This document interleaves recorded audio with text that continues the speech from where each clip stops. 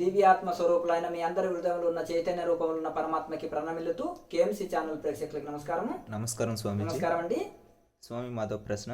16 సంవత్సరాల బాబు చనిపోయాడు. ఆ దుఃఖం భరించలేకున్నాను. మేము సామాన్యులం, ఎలా తట్టుకోవాలి? మరణం ఎవరికైనా రాకుండా ఉంటుందా? ఆలోచన చేయండి. ఎవరైనా మరణించకుండా శాశ్వతంగా ఇక్కడే ఉండి మన ఇంట్లో వాళ్ళే చనిపోతే భగవంతుడు పక్షపాతి, మృత్యుదేవత పక్షపాతి అని ఆలోచించుకోవాలి. అర్జునుడు అంతటి వీరుడే ఏడ్చాడు. అభిమన్యుడు మామూలు అంటే దుర్మార్గుడైన కొడుకు కుమారుడు చనిపోయినా తల్లిదండ్రులు ఏడుస్తారు. అటువంటిది ఉత్తముడు అభిమన్యుడికి అర్జునుడికి ఎంతో సమర్థుడైన కుమారుడు పుట్టాడు, ఎంతో వీరుడు శూరుడు అని అర్జునుడి కీర్తి తెచ్చాడు, తండ్రికి పేరు తెచ్చాడు అని ఎంతటి విలుకారుడు, అర్జునుడికి సరిపోను సమర్థుడైన విలుకాడు. అర్జునుడికి అంటే అర్జునుడు బాణ విద్యలో ఆరితేరినవాడు కనుక తన కుమారుడు కూడా బాణ విద్యలో చాలా ఆరితేరినవాడు కనుక అటువంటి ఉత్తమ పుత్రుడు చనిపోతే అర్జునుడి దుఃఖము భరించలేకుండా ఉన్నది. అప్పుడు తట్టుకోలేక అతలకుతలం అవుతుంటే కృష్ణ పరమాత్మ ఉండి, నీ కుమారుడు వీర స్వర్గం చెందాడు కదా, ఎందుకంటే యుద్ధంలో ధర్మ యుద్ధంలో మరణించాడు, వీర స్వర్గం చేరాడు, అక్కడికి వెళ్ళి చూద్రా మీ కుమారుణ్ణి అంటే మీ కుమారుడి కోసమే కదా నీవు ఇంత దుఃఖించేది, మీ కుమారుడు ఉంటే నీకు శాంతి అని కదా, చూద్దాంరా అని తీసుకొని వెళ్ళిన తర్వాత ఆ స్వర్గంలో చక్కగా ఆనందంలో మంచం ఆనందం సుఖభోగాల్లో మునిగి తేలుతున్నాడు. నాయనా అభిమన్యు అని అర్జునుడు వెళ్ళాడు. నీవెవరవయా నన్ను డిస్టర్బ్ చేస్తున్నావు, హాయిగా అందరం ఆడుకుంటుంటే ఆనందంలో ఉంటుంటే అంటే నేను మీ తండ్రిని నాయన అంటే ఏ జన్మలో తండ్రివి ఎన్నో తండ్రివి అని వరకు నాకు కళ్ళు తెరుచుకున్నాయి. ఇంకా పోదంపా కృష్ణ అన్నారంట. అంటే ఊరికే చెప్తే కాదు, ప్రాక్టికల్గా అక్కడ చూశాడు. ఏ జన్మలో ఎవరికి ఎవరో, ఎన్నో జన్మలో ఎవరో తండ్రి ఎవరో ఇది అది అనేది ఊరికే చెప్తే నోటుకుంటా వినే రకంగా లేడు. ఇప్పుడు అర్జునుని మోహం అటువంటిది ఉంది. మోహం అనేది అంత భయంకరంగా ఉంటుంది కనుక అక్కడ కళ్ళు తెరుచుకున్నాడు. అంటే ఎవరికి వారే యమునా తీరే, ఏ జన్మలో ఎవరికి ఎవరో భార్య పిల్లలు భర్తలు ఎక్కడెక్కడ ఏ దేశంలో పుట్టినామో, ఎక్కడ పుట్టినామో, స్త్రీగా పుట్టినామో పురుషుడిగా పుట్టినామో, సంతానం ఉన్నదో లేదో ఎన్నో రకాలుగా ఉంటుంది. అలాగే ఆ యొక్క బుద్ధుడి దగ్గరికి కూడా ఒక అమ్మగారికి పెళ్ళి అయిన 40 ఏట సంతానం కలిగింది. 40 ఏట సంతానం కలిగిన లేక పుట్టాడు. ఆ 10వ ఏటనే కుమారుడు చనిపోయినాక గొప్ప దుఃఖంలో ఉంటే బుద్ధుడు చాలా తపస్సంపన్నుడు, ఆయన పాదాల మీద నీ పుత్రుని వేస్తే బతికిస్తాడు అని ఎవరో సలహా ఇస్తే ఆ శవాన్ని పట్టుకొని వెళ్ళి బుద్ధుడి పాదాల దగ్గర ఉంచి, స్వామి మీరే నాకు దిక్కు, మీరే దేవుడు, మాకు బ్రతికించండి అని అంటే, తల్లి అంటే నా పుత్రుడు చనిపోయిన దుఃఖాన్ని నేను జీర్ణించుకోలేకపోతున్నాను స్వామి, నేను అసలు తట్టుకోలేకపోతున్నాను అంటే, దుఃఖం లేని ఇంట్లో నాకు భిక్ష పట్టుకొని రా తల్లి, నేను నీ కుమారుని తప్పకుండా నేను బ్రతికిస్తాను అని అంటే, ఆ భిక్ష పాత్ర మట్టి పాత్ర ఇస్తే ఆమె తీసుకొని వెళ్ళి ఇల్లు తిరిగి, అమ్మ భిక్షాందేయి, మేము ఒక గురువు గారు మీరు ఇంత భిక్ష పెడితే మాకు కుమారుడిని బతికిస్తాడంటారు. అంటే దానికేం భాగ్యము, మేము పెట్టే భిక్షాన్ని కుమారుడే బ్రతికిస్తాడంటే, అంటే ఇంత భోజనానికి ఏమి కరువైంది తల్లి, పెడతాము ఉండు అంటే భిక్ష తీసుకొని వచ్చేటప్పుడు, అమ్మ మీ ఇంట్లో అయితే ఏ దుఃఖం లేదంటే, మొన్ననే మా మామగారు కాలం చేశారు, లేదంటే ఇంకొక ఆయన ఉండి ఇంకొక ఆవిడ ఉండి మా తల్లిగారి కాలం చేశారు, మా అత్తగారి కాలం చేశారు, మా ఇంట్లో కుమారుడు చనిపోయాడో, లేకపోతే మాకు చాలా దుఃఖాలు ఉన్నాయనో, అప్పులు ఉన్నాయనో, కష్టాలు ఉన్నాయనో, బాధలు ఉన్నాయనో వాళ్ళ దుఃఖాలు చెప్పుకున్న వాళ్ళే ఉన్నారు. ప్రతి ఒక్కరు ఏదో ఒక సమస్య చెప్పుకున్న వాళ్ళే ఉన్నారు.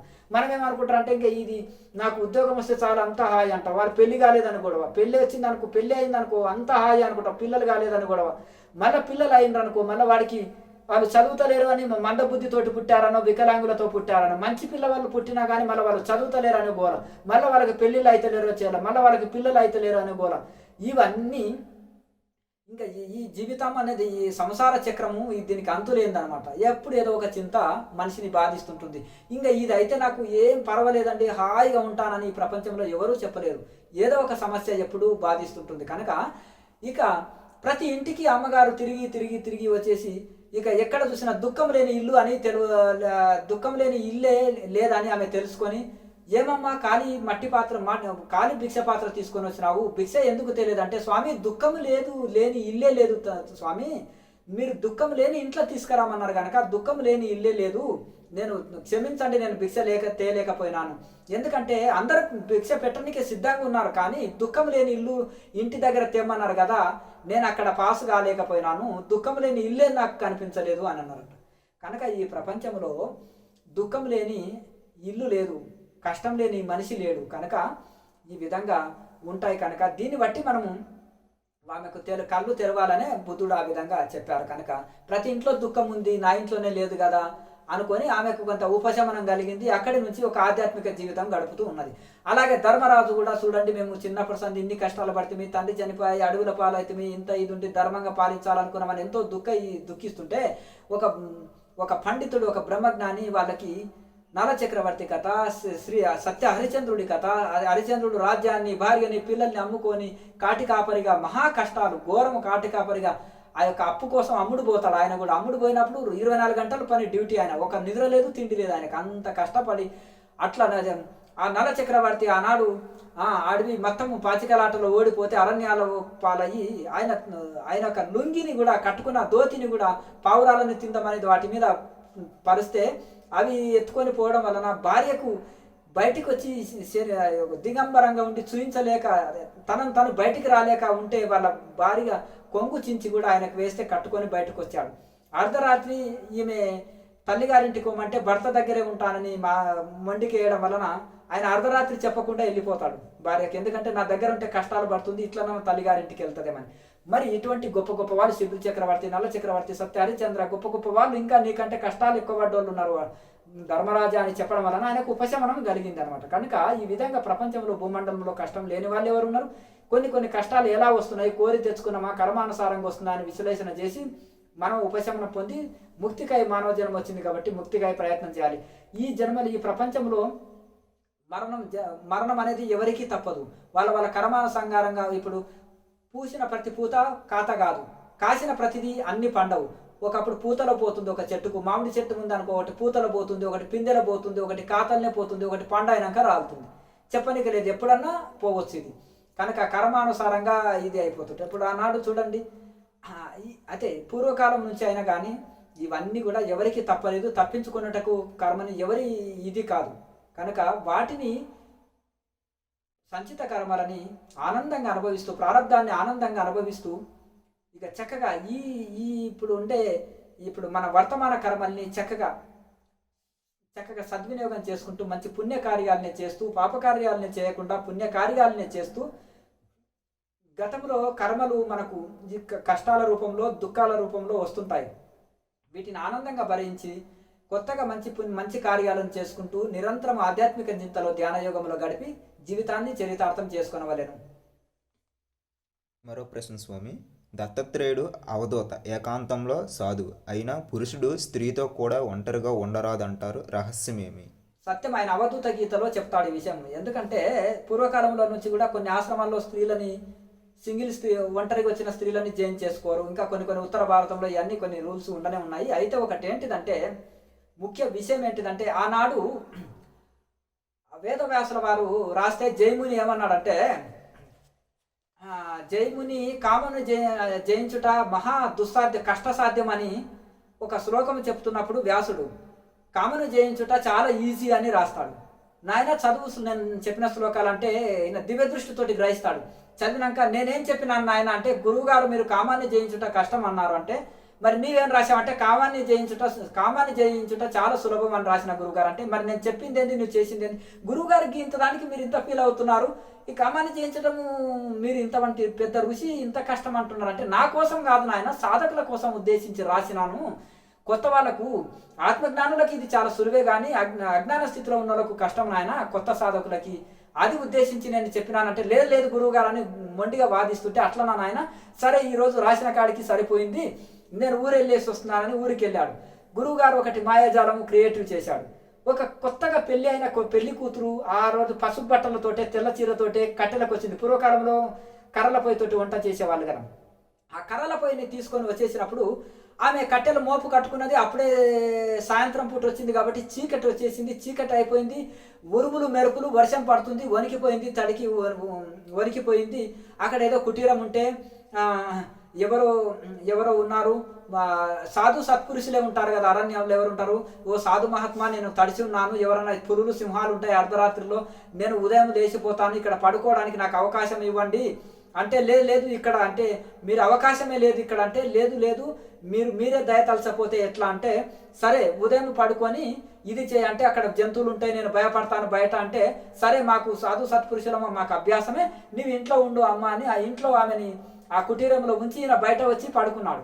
పండుకున్నాక అర్ధరాత్రి ఈయన మనసులో ఏదో ఒక రకమైన భావనలు వచ్చేసి తలుపు కొట్టండి, తలుపు కొట్టి తీయండి అంటే, అర్ధరాత్రి మీరు తలుపు తీయమంటున్నారు, ఇది మీకు ధర్మం కాదు, నేను ఒంటరిగా మీ మీద విశ్వాసంతో వచ్చినాను సాధు మహాత్మా అంటే, లేదు మీరు తీయండి అని అంటే కూడా ఆమె తీయకపోతే ఆ పైన కప్పు, అదే గడ్డితో కట్టిన కప్పు కప్పు ఊడబిదికి అందులో దూకేస్తాడు. దూకి ఆమెను కౌగిలించినప్పుడు గురువు గారి గడ్డం వచ్చేసి నేలకు తాకి ఉంటుంది, గురువు గారి శరీరం అయిపోతున్నాడు.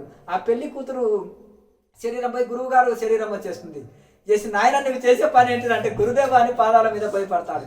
అంటే అర్థమైంది కదా, నేను చెప్పింది ఏంటిది, నువ్వు చేసింది ఏంటిది. నేను చెప్పింది ఏంటిది, కామమును జయించుటకు కష్టము అని అన్నారు, కామమును జయించుట సులభం అని నీవు రాసినావు, సాధక దశలో ఉన్నవాడికి కష్టమని నేను చెప్పినట్టు రాయి అంటే అప్పుడు సరి చేసిందంట.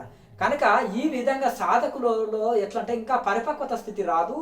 కనుక అగ్నికుండ సమం నారం, అది అగ్నికుండ సమం నారి, ఘృతకుండ సమం పురుష అంటాడు. అగ్నికుండం లాంటిదేమో స్త్రీ అంట, ఘృతకుండ సమం పురుష, ఘృతకుండం లాంటిది అంటే నేతికుండ లాంటి వాడు పురుషుడు. గనక అగ్నికుండం దగ్గర నేతికుండ ఉంటే సహజంగా కరిగే గుణం ఉంటుంది కనుక ఆ విధంగా ఆ యొక్క ఆ నిబంధనలు పెట్టారు. రెండు పక్కన పెట్టడం ఎందుకు? అగ్నికుండం దగ్గర నేతికుండ పెట్టడం ఎందుకు? కరిగించడం దేనికి? దాని దూరం ఉంటే ఇది, అది దూరం ఉంటే మంచిది కదా అనేది కొన్ని నిబంధనలు కొన్ని పుణ్య ఆశ్రమాల్లో పెడతారు. అయ్యో మీకు ఇంకా స్త్రీ పురుష భేదం పోలేదా, మీరు మహర్షిత్వం పొందినారు కదా, మీరు స్త్రీలను ఎందుకు జయం చేసుకుంటలేరు అని కొన్ని ఆశ్రమాల్లో అన్నప్పటికీ కూడా ఆ ఋషులు మహాయోగీశ్వరులు ఋషులు అయినప్పటికీ కూడా పత్యం ఉండే వాడికి రుచికరమైన భోజనాలు అక్కడ పెట్టడం ఎందుకు చెప్పండి? అది ఉండకుండా వాడికి ఇప్పుడిప్పుడే పత్యం ఉండి నిగ్రహించాలని చూస్తున్నాడు. అక్కడ జిలేబీలు, అబ్బప్పట్లు, అది స్వీట్లు, మిఠాయిలు అని పెడితే వాడికి తినాలని కోరిక కలుగుతుంది. అప్పుడు ఆ విధంగా వాటికి దూరం ఉంచాలని కొత్త సాధకుల నిమిత్తము పరిపక్వత లేని వాళ్ళు వస్తుంటారు. వారి కోసమనే జైన్ అంటే సింగిల్గా వచ్చిన వాళ్ళని ఒంటరిగా జైన్ చేసుకోవాలన్నమాట. ఏదో శిక్షణలు ఇచ్చి పంపుతుంటారు, లేదంటే ఇద్దరు భార్య భర్తలు వస్తే 4 రోజులు ఉండిపోవచ్చు, దానివల్ల ఇబ్బంది లేదు. కానీ సింగిల్గా వచ్చిన వాళ్ళు జైన్ చేసుకోవాలన్నమాట. కొన్ని నిబంధనలు పెడతారు. కొత్త సాధకులు పరిపక్వత లేని వాళ్ళు ఉంటారు, స్త్రీ పురుష ఆకర్షణలో పడిపోతుంటారు, చాలా ఇది అయిపోతుంటారు అనే దాని ఒక ఉద్దేశంతో విశాల భావంతో తప్ప వాళ్ళు భేదభావం ఉన్న వాళ్ళు కాదు, వాళ్ళు బ్రహ్మజ్ఞానులు. ఇంకా కొన్ని మఠాల్లో ఏం చేస్తారంటే గృహస్థులు ఉండడానికి వేరే కాటేజీ ఏర్పాటు చేస్తారు, బ్రహ్మచారులు ఉండడానికి వేరే, సాధు సన్యాసులు ఉండడానికి వేరే కాటేజీలు, 3 కాటేజీలుగా కేటాయిస్తారు. అలాగే ఇట్లా ఈ విధంగా ఇదిగా ఉంటారు. కనుక కొన్ని కండిషన్స్ మీద నడుపుతుంటారు, లేకపోతే ఒక సిస్టమేటిక్ లేకపోతే అస్తవ్యస్తం అయిపోతుంటుంది. కనుక ఈ విధంగా అటువంటి మహనీయులు దత్తాత్రేయుడు అవధూత మహా ఋషీశ్వరుడు అవధూత స్థితిలో ఉండే ఆ మహానుభావుడు అవధూతనే ఒక సొంత తల్లితోటి కూడా, ఒక బ్రహ్మచారి, ఒక సాధువు, ఒక సన్యాసి సొంత తల్లితోటి కూడా ఒంటరిగా ఆశ్రమంలో, ఏకాంత స్థలాల్లో, అరణ్యాల్లో సొంత తల్లితో కానీ సొంత చెల్లితోటి కానీ కూడా కలిసి ఉండొద్దు సాధువు అయిన వాడు అని అవధూత గీతలో రాశాడు. ఇంకా పరస్త్రీతోటి ఉంటే ఇంకా ఎంత కష్టం చూడండి. సొంత తల్లితోటి చెల్లితోటే ఒంటరిగా సాధకుడు ఉండొద్దని అంత కఠిన నిబంధనలు దత్తాత్రేయుడు అవధూత గీతలో పెట్టాడు. కనుక దీన్ని బట్టి ఇది భేదబుద్ధితో చెప్పేది కాదు, ఇది విశాల హృదయంతో పరిపక్వత లేని స్థితులు ఉంటారు. ఆత్మజ్ఞానికి ఇది చెప్పింది కాదు, ఇది అజ్ఞానులకి చెప్పింది, సాధన ప్రారంభంలో ఉండే సాధకుల కోసం చెప్పిందే ఇది. కనుక బ్రహ్మజ్ఞానులకి ఏం చెప్పనక్కర్లేదు, ఏ నియమాలు ఎవరు పెట్టనక్కర్లేదు, సముద్రానికి కట్టనక్కర్లేదు, అర్థమైంది, తన హద్దులో తను ఉంటుంది. కనుక కొత్త సాధకులను నిమించి పరిపక్వత లేని సాధకులు అప్పుడే వచ్చి ఉంటారు. కనుక కొన్ని మౌనం పాటించాలని, ఎక్కువ స్త్రీ పురుషులు ఎక్కువ ఒంటరిగా సంభాషించకండి, ఎక్కువ ఇది చేయకండి అనేది చెప్పే కండిషన్స్ అని కూడా ఇది అనమాట. కనుక ఇంకా కొన్ని ఆశ్రమాల్లో సాధు స్త్రీల మఠాలు వేరు ఉంటాయి, స్త్రీల మఠాలు వేరే ఉంటాయి, పురుషుల మఠాలు వేరే ఉంటాయి. ఇట్లా ఈ విధంగా ఎవరి మఠాల్లో వాళ్ళు సాధన చేసుకుంటారు కాబట్టి సాధు మాతల మఠం నడుపుతుంటారు కనుక వాళ్ళు ఉంటారు. ఇక్కడ ఈ యొక్క స్వాములు ఈ మఠం నడుపుతుంటారు కాబట్టి ఇక్కడ వీళ్ళకి ఇబ్బంది లేదనమాట. ఇట్లా ఈ విధంగా కూడా చాలా చోట్ల ఇటువంటి సిద్ధాంతాలు కూడా ఉంటాయి కనుక దీన్ని మనం సాధకులు ప్రారంభ స్థితిలో ఉన్న వాళ్ళు గ్రహించుకుంటే మీ జీవితాలే బాగుపడతాయి. ఎందుకంటే సాక్షాత్తు దత్తాత్రేయుడు ఆ మహానుభావుడు, ఆయనకు భేద బుద్ధి ఉంటుందా? విశాల భావంతో సాధకుల మానసిక స్థితి వాళ్ళ పరిస్థితిని బట్టి చెప్పిందే కదా. మరి వ్యాసుడు అది ఎట్లా చెప్పారు చూడండి, మానసిక స్థితి బట్టే చెప్పారు కదా. అట్లా మన గురువులని తప్పు పట్టడానికి లేదు. లోకా సమస్త సుఖినో భవంతు. ఓం